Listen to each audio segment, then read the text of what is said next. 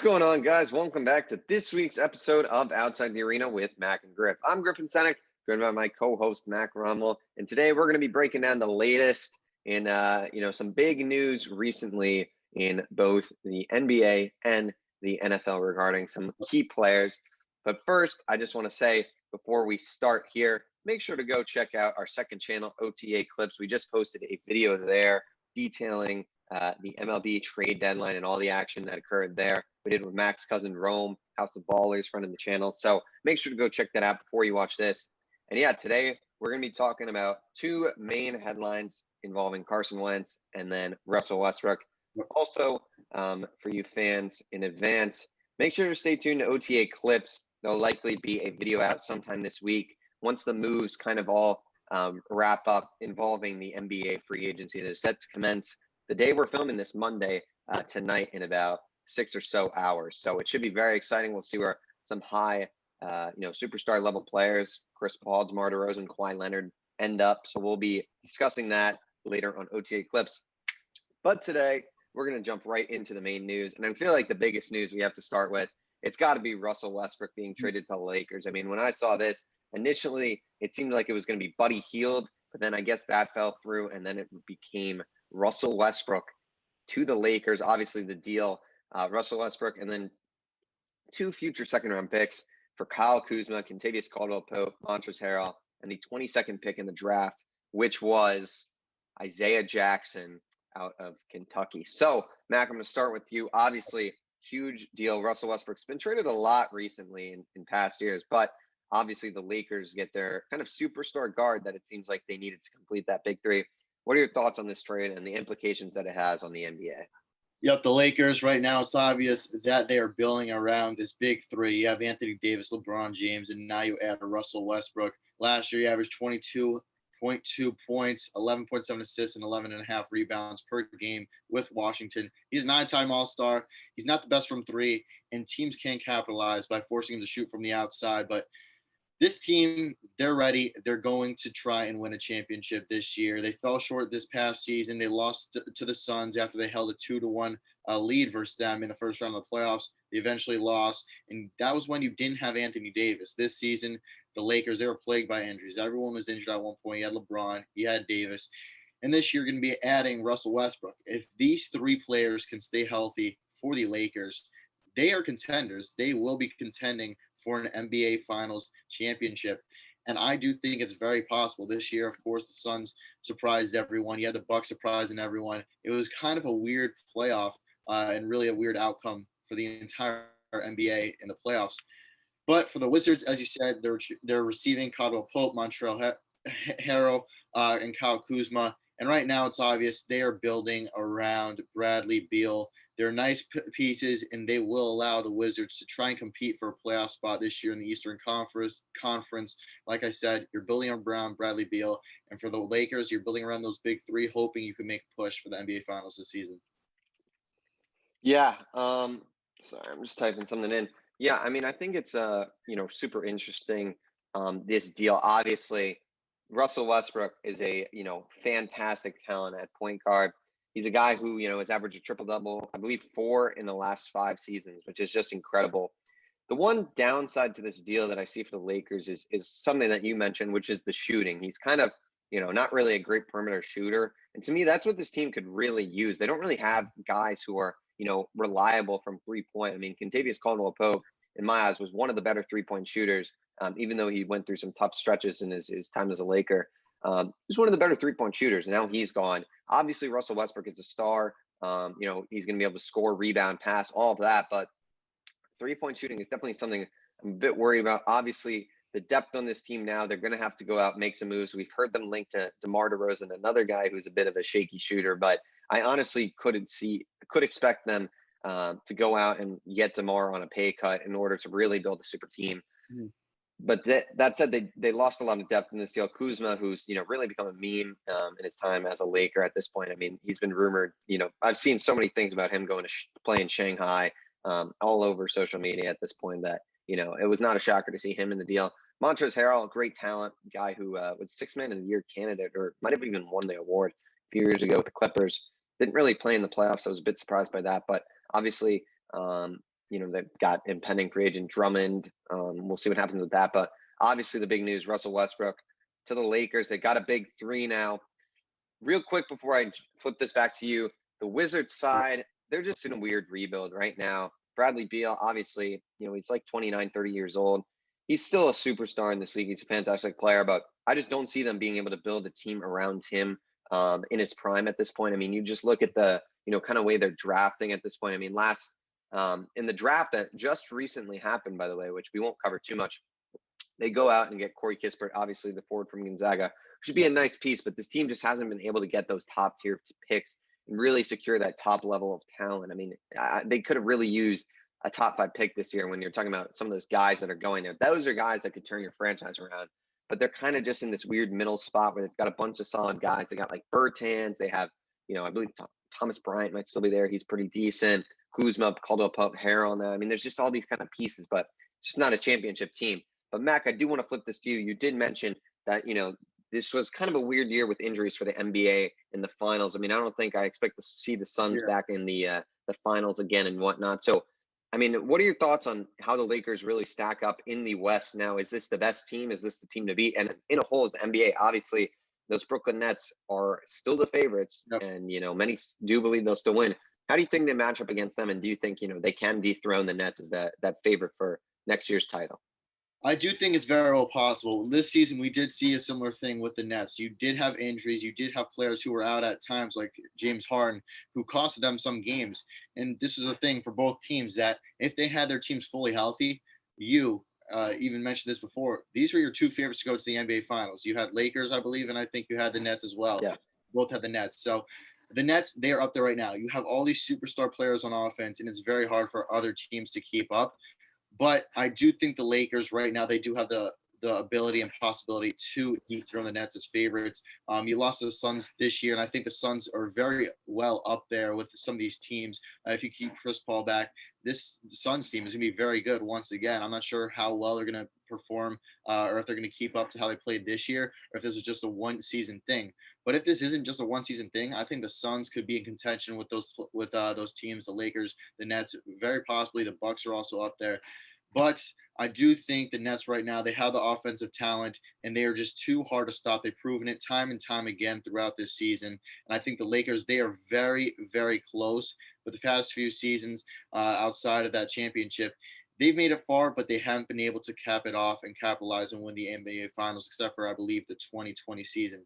The Lakers, they are going to be a very good team. You still have LeBron, great player. You have Anthony Davis, amazing player when healthy, and now Russell Westbrook. But as you said, they need a guy who can shoot from perimeter. And if they could go out and get one of those guys, I think it's a very realistic thing that the Lakers could be favored above the Nets this season. Yeah, I think we got to see what happens in free agency, to be honest, and in the coming days. I mean, the Lakers do need to go out and get some more depth. I mean, right now this team, it's just not a roster that is deep, and those minutes off the bench is not going to be from guys that really are, talented, which is why I like the Nets a little more. I mean, the Nets had a great depth this year. Obviously, some of those guys like Blake Griffin and whatnot, I believe, are going to be free agents. But obviously, you still have that big three. You've still got guys like Nick Claxton, who was a great, defender and center for them.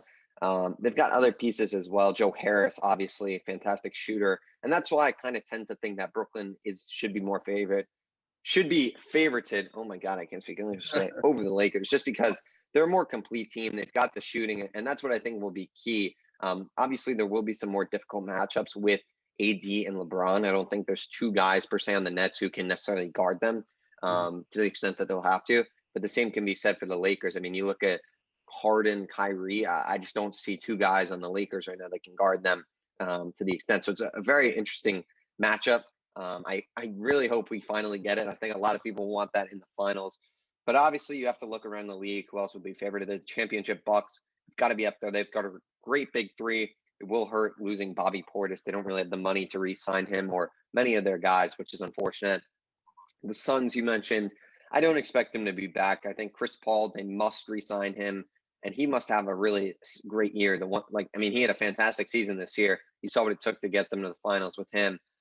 McCall Bridges might be a free agent. I mean, they're talking about giving him the max. To me, that's just insane. He's just not a max player. The max is at this point in the NBA is it's just foolish at this point. Some of these guys getting these kind of deals it's ridiculous. But you look at those two guys; they're key parts of the team. You look in the West. I mean, other teams, the Nuggets, if healthy, are pretty good. The Clippers, they need Kawhi back. Will he be healthy? We don't know. Who else am I forgetting? The Jazz had a good year. Are they championship ready? I'm not so quite sure. There's a lot of these teams right there, but to me, the Lakers, you got to put them as the favorite in the West because I do think they'll go out and bring in some solid depth. And in terms of the NBA, not ready to put them over the Nets quite yet. We'll have to see what they do in free agency to really truly predict who is the favorite going into the season. Yep, it's going to be very interesting. And as we said, OTA Clips, we're going to be breaking down all of the NBA deals, all the free agency, and maybe we'll even change our predictions and our thoughts from this episode to then. So we'll have to see. Yep. Yep, for sure. Stay tuned for that. Like Mac mentioned, I think with that, we can move on to the other topic of the day, the main topic, which is Carson Wentz and his injury for the Colts. It was just broken a few minutes ago that he will be out for 5 to 12 weeks. He'll have to undergo surgery. Very wide timeline, I must say. I mean, 5 weeks is not the end of the world. He's basically ready for the start of the season. But 12, I mean, you're talking 3 months.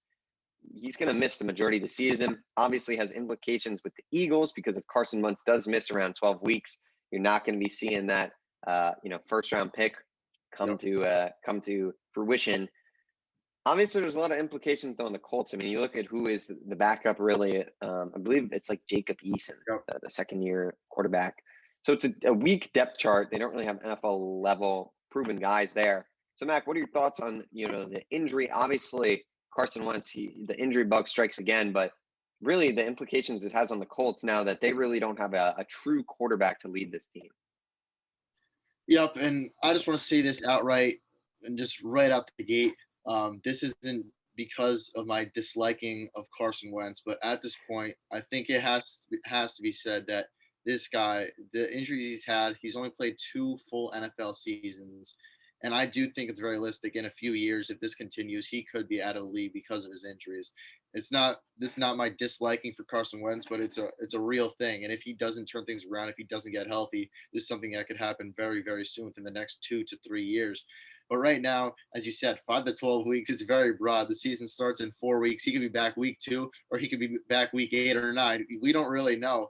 But if he gets a surgery, he could be out for the entire season. So this is going to be very, very interesting. As you said, the Eagles, right now, it's not looking so hot like they'll be getting that first-round draft pick like they were hoping to receive from the Colts this season if Carson Wentz played a full season and if they made the playoffs.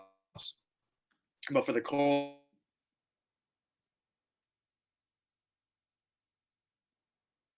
this is very disheartening. As you said, it's just going to be a mess on offense. You have players T.Y. Hilton, you have Jonathan Taylor, you have a great offensive line, you have so many great pieces on offense that could help you win some games and put up a fight in your division.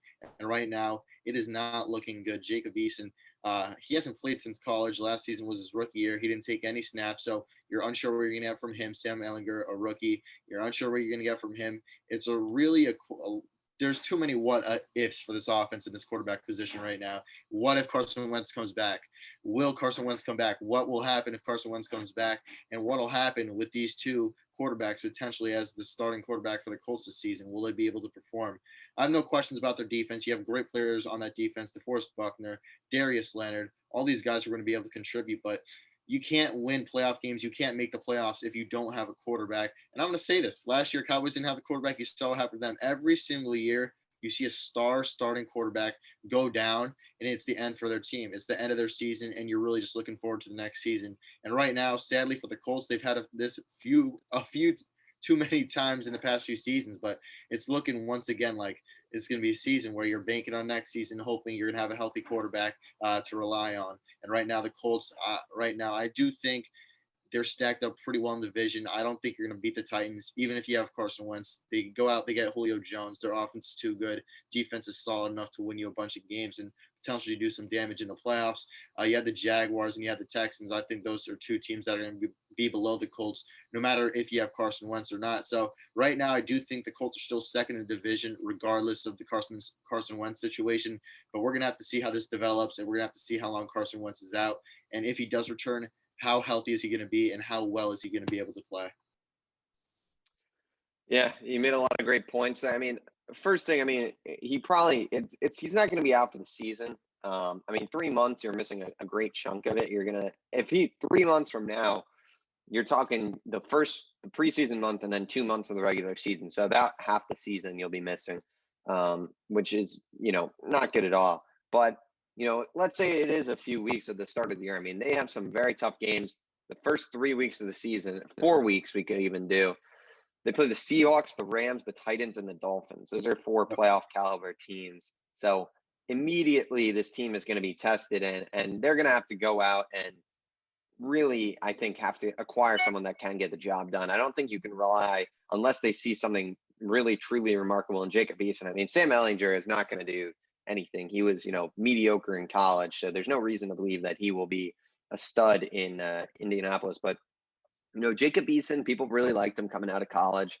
Maybe they see something in him, but to me, you got to have some sort of veteran if Wentz is going to miss a bit of time. And to me, I don't think they can risk that. I mean, if you're talking 8 weeks or 1 week in the season, that's like a huge difference. I mean, that's the problem with this timeline is the 5 to 12. You're talking 7-8 game difference there in what could be the difference. I mean, that is insane. You can't. It's very difficult because 1 week you're going to say, okay, Jacob Eason, you'll get the start, and then Wentz will be back. But it's an 8-week absence from the start of the season. You can't have Jacob Eason starting half the games in your season. I mean, that's insane. So they're really going to have to figure it out. The timeline to me is I don't understand how that could be possible. I mean, you normally see timelines of 3 weeks. To see one of around 8 weeks, to me, an 8-week difference, it's just insane. I've never seen something like that, to be honest. So it'll be really interesting. The Colts, I mean, what they're going to have to rely on is their run game. And that's kind of what led them really to the playoffs last year, in my eyes, was those running backs. Obviously, Jonathan Taylor, the main lead back, as well as Nyheim Hines is there. They have a few other guys I believe they rotate in and whatnot. But those are the main two guys, and they're really going to be needed. And I mean, you look at that offensive line, obviously the run game is the strong suit of this offense. So look, is Jonathan Taylor could potentially be, looking at a breakout season now. I mean, even more if Wentz misses around half the season, we could be looking at a monumental fantasy season from Jonathan Taylor at the start of the year, just because of the amount of volume he'll be seeing and whatnot. So it'll be really interesting to see the fantasy implications. But like you said, I mean, Titans look good. To me, they still have some holes, though. So I think it really depends on how long Wentz misses. If he misses near half the season and they don't roll out with, at least, competent plan or someone who is proven, I give it the division of the Titans. But otherwise, I mean, if Wentz misses a week, to me, I still like the Colts over the Titans, just because I think the Colts all around are one of the stronger teams in the league in terms of depth and strength at each position. Oh, Griffin. I don't know if I could agree with that. You're talking about a guy in 12, 18 freaking interceptions. Well, you look at the difference in offensive line, though. I mean, look at when Wentz has been very good in his MVP season. You look at that O-line. You look at guys like Jason Kelsey, Lane Johnson, Brennan Brooks. These are, guys in those seasons who are having all Pro Bowl type seasons. You look at his line now in Indianapolis, Quentin Nelson, arguably the best guard in the league. You've got, great tackles. You've got, I believe Braden Smith is there. He just signed an extension. That's one of your tackles. Center, I forget his name, but I know they have a good center as well. So it's going to be a good O-line, similar to the one he had in Philly. You look at the weapons last year, too. I mean, he's talking about really bums. And you look at now, you got Jonathan Taylor, pretty good running back. You got Pittman, T.Y. Hilton. Definitely guys there, good tight end group. I think Wentz could have an improved season. I think that O-line will be key. Just needs more time. I agree. I don't think Carson Wentz is a top quarterback in the league. That said, I mean, look at the Titans. They defensively, it's not great.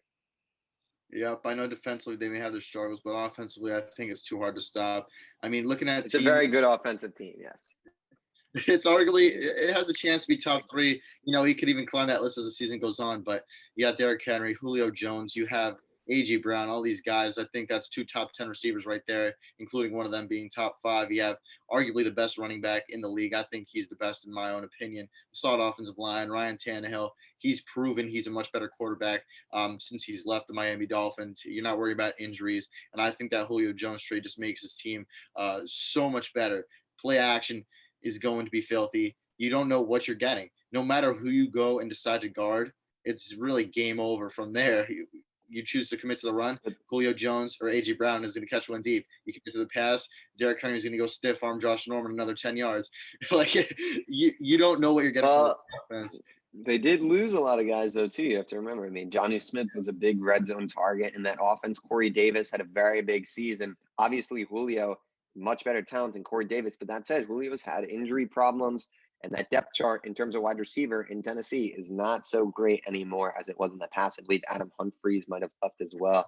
There's, it's not as strong of a depth chart. So I'm a bit worried about, if Julio does go down, which I don't think he's going to play 17. It's 17 game season now. So 17 games. I don't think he's going to be playing 17 games, to be honest. We'll see what happens, but yeah. I don't know. It's a little shaky, and you lose some guys on defense. You lose Clowney, Adoree Jackson. Obviously, you do have Bud Dupree, but there's still question marks. Caleb Farley is going to be a key there, though. If he can play well, that could really change that defense because they need him to. That cornerback position is a weak spot there. Caleb Farley could really help fill that spot. Yeah, after missing and losing Adoree Jackson to the Giants, Caleb Farley is a big piece, a guy. I know a lot of people kind of forgot about him, including myself, since the draft, a guy that was expected to go top 10 and was arguably the number one corner in this draft until it came out. He's having these surgeries. He's having all these problems medically, and it's something that everyone was kind of worried about coming in through college, but approaching the draft, it became more evident and more worrisome for fans, for teams, obviously, and he fell to the Titans in the 20s of this draft, but he's a guy that he performs well. He is going to get you a lot of interceptions. He just became a cornerback, and he's proven he is a monster. He had, I believe, three or five. I can't really remember his last season in college. So he's going to be a guy you're going to have to rely on defense. And a lot of these guys, smaller names, you don't really have the big names, as you said, like Clowney, Adoree Jackson. But you do get Bud Dupree, a guy who was injured last season, but prior to that, he's a guy that's been known as one of the best edge rushers in the league. So if he could come back and return fully healthy from this injury, this defense, I think, could be on the same pace as they were last year. I think Bud Dupree, he plays well. You're going to get better production than you had from Clowney last season. Adoree Jackson, he's a great player. It's really just too many question marks with Caleb Farley to determine right now if he'll be better or not. But this defense, I do think they did a good job at trying to refill these positions. There are a lot of question marks because of the injuries, but if it pans out, this defense could be improved from last season, but they also could be worse. So I think the Titans, they're in a very good spot this season to prove a lot of people and go far in the playoffs. But the question marks could worry some like you for the first couple of weeks until they prove themselves. Be very interesting to see what happens with Tennessee. Caleb Farley, I believe, was removed off the PUP list today. So he's actually been, making huge strides in terms of being back on the field, which is great to see. But yeah, it'll be very interesting with Tennessee. I mean, I think they'll be a playoff team, no doubt. You look at that big three in the AFC that we've talked about and the Ravens too, who beat them in the playoffs. I don't know if they're quite better than those teams. So are they a championship team? I don't know quite yet. I think there's some great teams in the AFC that make it very hard. Can they win this division? Absolutely. And I think the Carson Wentz injury definitely will help them with that. So it'll be very interesting to see. I think that kind of wraps up the Carson Wentz stuff. Is there anything else in the NFL that you wanted to touch on or talk about, or is that kind of it? Let me get a few seconds to think about this. Shoot.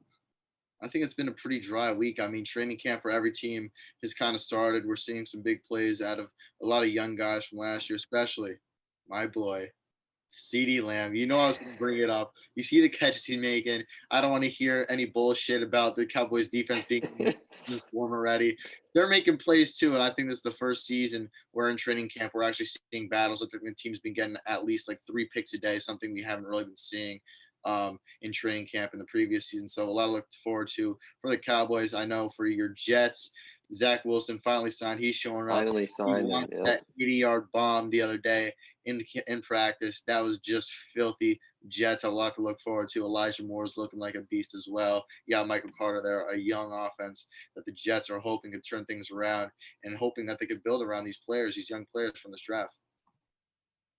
Very interesting situation in New York. We'll make sure to keep talking about that. And just as a future, thing for future episodes, we're kind of unsure of what the plan is. We're going to be given a more direct thing, but there will be some changes. We will see some new people on the show. So just stay tuned. Everything, we're all figuring it out. So we will be covering a lot of fantasy football, regardless of who is on here and who is on. We'll be talking a lot of fantasy football and, as well as continuing to do weekly NFL predictions. So stay tuned for that. That will be here throughout the whole NFL season. Lots to come up with. About a month from now, the NFL season will kick off. We covering baseball in the playoffs a little bit more, NBA free agency, like we said on OTA Clips.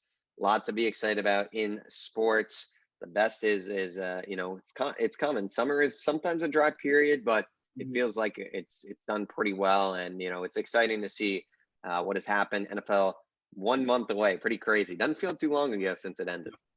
It's crazy. I'm excited for it, and yeah, as Griffin said, there will be new faces on this channel. A lot of things that will be changing, and I'm sure me and Griffin will probably do something in depth in one of the episodes either this weekend or next week, and we're going to figure this out and let you all know what the deal is. But as always, thank you all so much for watching this episode of Outside the Arena.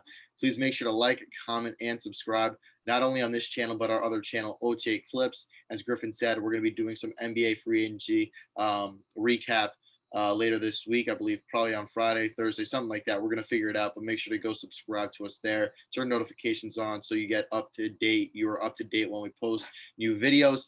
Make sure to also subscribe to us on Apple Podcasts and Spotify. It's also Outside the Arena on there. In case you can't watch these episodes, you can't pull the video up on YouTube, that'll be the best place to watch if you're in the car, whatever it may be. And then also, if you guys want to come on OTA Clips, if you want to talk with us, if you want to talk on OTA Clips, reach out to us on Instagram. That would be the best place to do so. My Instagram is mac.rommel. Griffin's Instagram is Griffin Senek. There goes the Wi-Fi. The Wi-Fi went out. Yeah, there we go. My Instagram is Griffin Senek. Sorry about that. Some Wi-Fi issues here and there. And our podcast Instagram is Outside the Arena Podcast. So as I said, feel free to reach out to us there. We'll do our best and make sure we answer you guys. As always, stay safe, and we'll see you all next week on Outside the Arena.